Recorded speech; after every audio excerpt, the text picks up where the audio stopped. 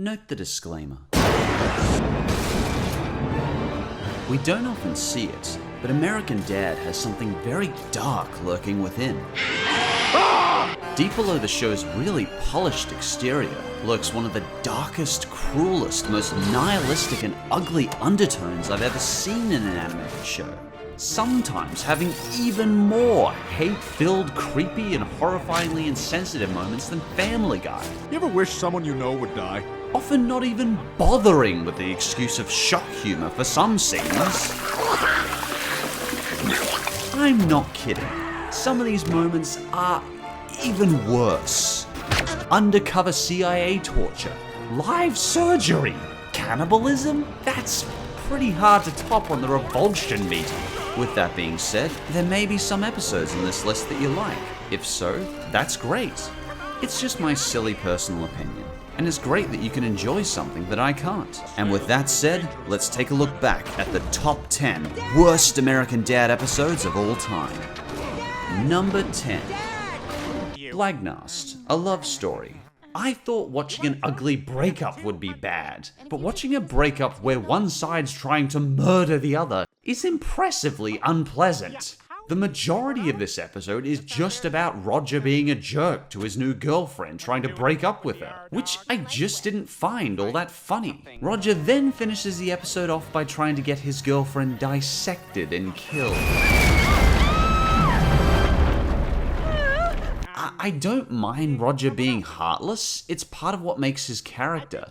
But this episode just has that Seth-branded, ugly, misogynistic breakup feel throughout the whole thing. Help! I crashed and I don't have a boyfriend! He then saves his girlfriend from the CIA, only to murder her himself. Anyway, jealous that we have the kind of love that's greater than anything in the entire galaxy. Am I just missing a hidden joke there? She talked a lot and wanted a committed relationship, so she deserves to die? What? Admittedly, there is one or two really funny scenes. You know what? Let's go out to eat. But for the most part, it's just long-winded, dull, and has tons of slowly dragged out scenes. Personally, I wasn't a fan. Number 9. Hot water. Here we go. This was actually the episode that stopped me watching the series for a good 6 months, and made me never want to get a hot tub, ever, for fear of being sung to death. Stan gets a magic 30-year-old hot tub that he begins to obsess over, neglecting his entire world in favor of being in the hot tub, all the time. This is just a surreal, weird episode, and seems to have more singing than any other episode. Mostly a singing hot tub. It's just an episode that felt cheesy and kind of lame. I'm sure CeeLo Green is a nice guy. I just really didn't have any interest in hearing him narrate or sing over this surreal mind screw. Everyone seems to take a shot at singing in this episode, and I guess that would be okay, but it just seems to come out of nowhere. There's nothing insultingly bad about this one. I mean, the ending is pretty lame with everyone just kind of dying anticlimactically. It's kind of a creepy ending as well, and it's unsatisfying to watch all these characters just being disturbingly murdered. It's kind of an interesting episode, but in the end, it just felt like an inconsistent, confusing mess. Well, there you have it. That's our story. Stan's dead. Good night. And for number 8, pulling double booty. What could possibly be more awkward than Peter marrying his son Chris? How about Haley making out with her father? Well, an exact doppelganger of her father? But it brings discomfort to new levels, and Stan's fine with it. In fact, he encourages Haley to continue making out with his exact doppelganger. He is a great kisser. Seth seems to have this strange obsession with incest in some of these episodes. I'm not sure why. Maybe because it's controversial and gross to most people. Then they pull the old switcheroo, and Stan starts impersonating his doppelganger. Haley, of course, starts unknowingly making plans to have sex with Stan. Oh boy, this is right up there on the creepo meter. That being said, there's kind of a nice ending to this one, where Stan discovers Haley just wants him to say he loves her more often, with a kind of funny conclusion. Hello? Hey, Johnny, yeah, it's work. Oh my God, are you kidding me? And that ending puts it pretty high on the worst list. Number 7. Rubberneckers. Let's start the episode with a song about judging women and telling men how to effectively peep on them. The episode does treat women like objects, but maybe I should just expect that in this show, as there's generally a lot of personal attacks on women in Seth's shows. Stan even starts taking pictures of women he pervs on. Maybe it's just me, but isn't that falling more into the illegal stalker territory than just being a guy? The entire episode is mainly about Stan trying to cover up his mess of rubbernecking while bombarding the viewer with unnecessarily long sing-alongs. Like, did we really need to see a 14-year-old's jiggling pecs as he sings over his lust for his mother? That's gross in like 3 different ways. Can't see those lips, hips, and face. Bodies all over the place. And these songs just go on and on and on. That being said, the ending is actually really funny and plays the rubbernecking joke up well. That's one of the problems with doing a worst list of this show. With a few exceptions, there aren't that many episodes that are just outright bad all the way through. There'll be some very bad segments, but they'll often have redeeming jokes with other characters throughout the episode. And that really is a credit to just how much polish this show really has. Dad! And for number 6, Dad! Dr. Klaustus. Ever wanted to see a family have an angry quarrel for 20 minutes? I'm gonna guess you probably said no. And me neither. The episode mainly consists of Klaus being ignored and the entire family lying to one another. Again, it's not insultingly bad, but the episode just wasn't even remotely funny. Suck it, fish!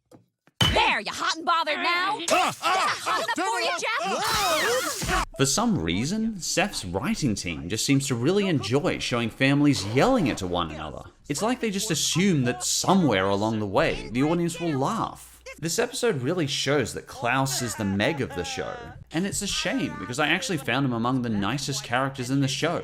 The one part I did really laugh at was when Roger is deployed to war in Iraq in order to clean toilets. Yep, we got a meat clog, Private. Up the section! And that really was funny to watch, so it helps redeem the episode. The main story, though, just wasn't my cup of tea. Maybe he's just going number 1. He's got a magazine! Our Father, who art in heaven.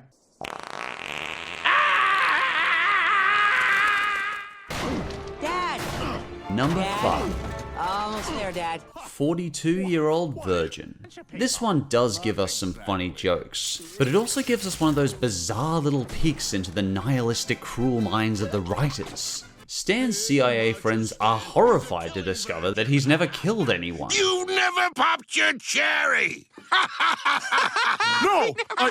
So they begin to parade people who are killable in front of him. This is Gladys. She's 46, never been married despite years of trying, had a hysterectomy, so even if she does find that special someone, there's no chance. I guess it comes more into the US capital punishment system, but spending the episode showing off characters they consider the most deserving to die seemed really dark. And Stan's entire family shuns him because he hasn't killed a person. Apparently he's not cool because he hasn't killed anyone? I get they're playing this reaction for laughs, but the whole thing just felt uncomfortable. To top it off, there's a really long pedophile segment as well, which essentially is prepping Steve and his friends to be molested. Ugh. I can see a lot of people liking this one, as it did have some good jokes, but it wasn't really for me. Dad? Number Almost there, 4. Dad. Hey, look! Funny pages from 1916. Shallow Vows.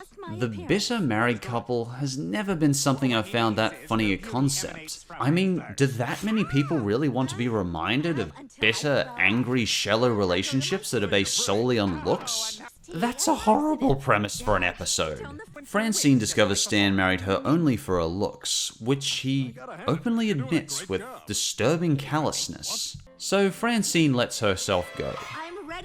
Quite a lot. So when they re-wed, Stan abandons her because he can't stand to be near her anymore. Wow. Over 20 years of marriage, not even a hint of platonic love developed? Whoa, Francine, be careful. Lift with your fat, ugly legs, not your fat, ugly back. So Stan decides to get his retinas removed so he can stand to look at his wife. Wow, this is insulting to men and women of all shapes and sizes. They finish the episode by admitting that Francine will only stay with Stan as long as he's mentally well, and Stan will only stay with Francine as long as she's attractive. Stan's openly shallow and uncaring attitude towards his wife has just never fully sat with me right. I mean, I get that some couples might be like this, and physical attraction is an important element of a relationship, but it's just such a bitter concept for an episode that I don't quite get where I was meant to laugh. The one thing I could take from this episode is that Stan and Francine honestly deserve each other. I promise, when you start to sag, to subject you to risky elective surgery. And I promise to be with you only if you make money and stay healthy. Alzheimer's runs in my family. You'll be dealing with that solo. Ooh, the catch and jammer kids. Number 3. Edible panties. Stan really loves his mother. Really loves her. This episode climbs even further up on the creepo-meter by managing even more uncomfortable incest scenes. Feeling crappy, sing her a shanty nice and snappy, wash her in the bathtub. Wash, wash, wash your VJ, scrub, scrub, scrub your VJ, rinse, rinse, rinse your VJ, next we'll do your tushy. Oh, jeebus, that's creepily wrong in so many ways. I don't know how to better describe this episode than incredibly discomforting for viewers. Most of us have heard of those mother's boy types who seem to be a little too close to their mothers, but Stan manages to take this to a whole new level. Stan takes this even further by kidnapping his mother's boyfriend so that she will always depend on him. In fact, it turns out Stan's been kidnapping all his mother's boyfriends for the past 20 years. I guess you could take this one with a laugh, but it falls far more under the creepy than funny for me personally. Each to their own life, but things like Stan telling Francine that she's always second to his mother, it just gets really uncomfortable. Just my opinion, but I would definitely give this one a skip. Just a heads up that these final two have a bit more grotesque imagery. I'll let you know if something particularly bad is coming up, but just a word of warning. These following 2 episodes rival Family Guy at its absolute worst. With that warning, here we go. Number 2. Love, AD style. Watching a bad breakup is pretty bad, but American Dad can top that.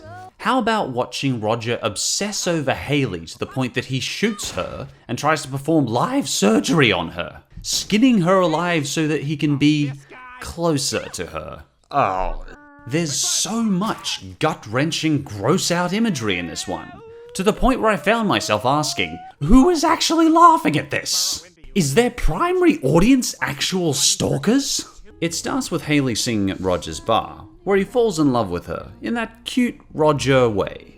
This very quickly turns from cute to creepy to downright terrifying. I'm gonna cut off your skin and drape it all over my body. Help!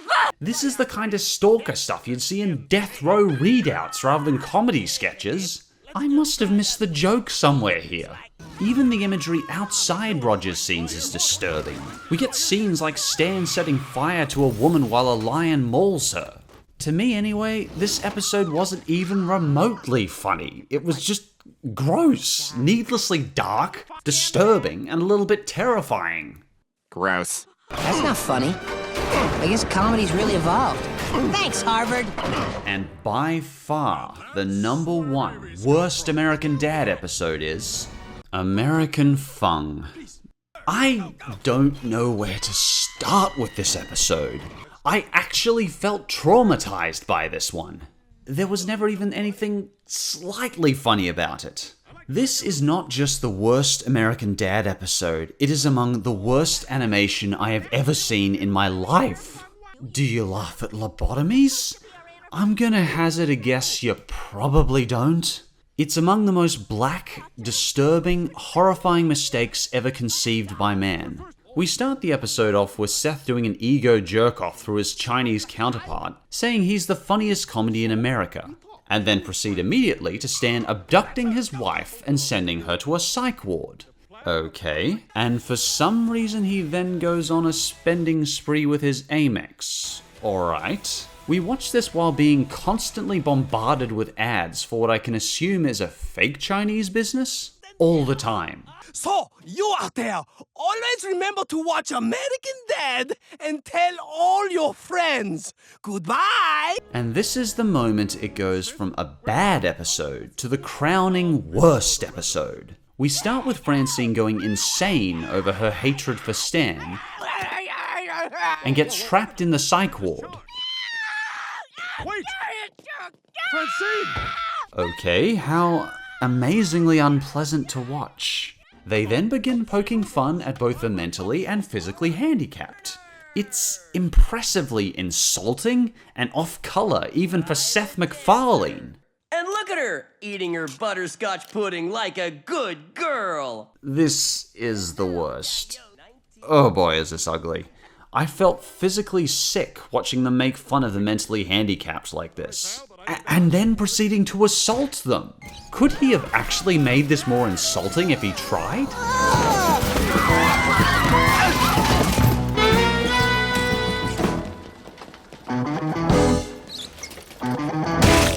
That was off-color in 4 different ways. Wow, I think that's a record. And how could this episode get any worse? Surely it couldn't. Oh god, no, they're not. They're not actually going to... They're actually going to lobotomize the 2 main characters. Easy, Ben. Your troubles are over. Okay, that's it. Stop the video. I am not subjecting you to this. Enough.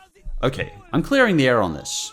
The psychosurgery of lobotomy was done only for the cases of extreme obsessive-compulsive disorders from years 1949 to 1952. After that date, it was never done again. The American Psychological Association established a code of ethics decades ago, so things like this never happened again in a professional setting.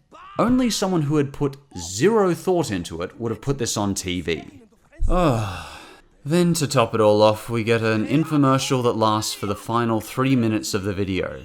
But by this point, I was practically comatose with trauma, so I didn't even care. I couldn't get the image of that drill or Stan being lobotomized out of my head. I don't have the words to properly express this one. This is among the most insulting, revolting animation I have ever seen in my life. I've got to be honest, I didn't think any episode could top Family Guy's Brian's a Bad Father, but American Fung comes very close. Instructing kids on suicide is still worse, but this one turned my stomach. I didn't laugh once at this. It is just a revolting, ugly, thoughtless episode made with purely the intent to annoy people. Do not watch this episode. It does not deserve the traffic. Critics hated it, fans hated it, I absolutely loathe it. It's just gotta be forgotten. I know, right?